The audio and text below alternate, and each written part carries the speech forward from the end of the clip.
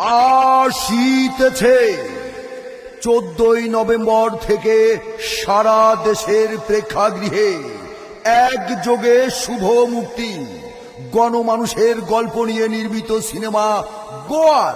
মানুষ খুন করেই তো আমার পেশা। এই প্রথম প্রযোজনায় এসেছেন নারী উদ্যোক্তা হেলেনা জাহাঙ্গীর। বুবু, আমি কোনো খুনির বুবু না। তুই ওরে যাওরা গলি কেন? যাওরা তো আমিও। কান্ট্রি পোলারা কাম করে আমার জন্ম দিয়া পালাইছে। ওরে পাইলে আমি 10 টাকা করতাম। তুই আমার হাত থেকে বাঁচবি না। তোর এত বড় সাহস, নিমক হারাম! পরিচালনায় রকিবুল আলম রকিব। এত বড় আকাশ তোমার, এত বিশাল মাটি, তবু আমার নাই ঠিকানা একটু সুখের ঘাটি। বহু বছর পর গণমানুষের সেন্টিমেন্ট দিয়ে গণমানুষের কথা বলতে পর্দায় আসছে রাসেল মিয়া।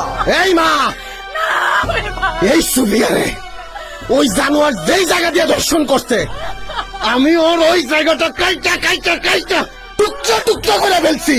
ভয়ঙ্কর খলনায়ক মিশা সওদাগর। আরে তুই হইলে আমার দুর্বের তাস, আরে টাকা নিয়ে নতুন মোবাইল কি ফুর্তি ফার্তা কর। এ যেন এক প্রতিবাদী যুবকের ছবি। তালি দেওয়া বন্ধ কর। তোরা যদি আজকে প্রতিবাদ করতে পারতি, তাহলে এই দেশে 7 বছরের শিশু সুবিয়ার মতো মাইয়া দর্শন হইতো না। গার্মেন্টস যোদ্ধাদের ছবি, রিক্সাওয়ালার ছবি।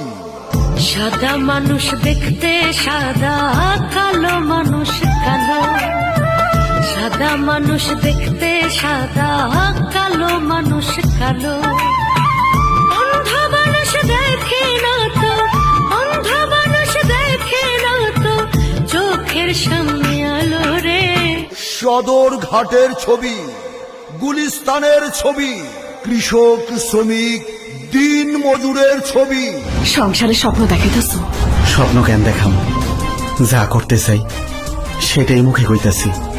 সংসার করবো আমার মতো নষ্ট মাইয়ার লাগে? বাংলা সিনেমা প্রেমী ভাই বোন বন্ধুগণ, 14ই নভেম্বর থেকে আপনার পাশের সিনেমা হলগুলোতে আসছে।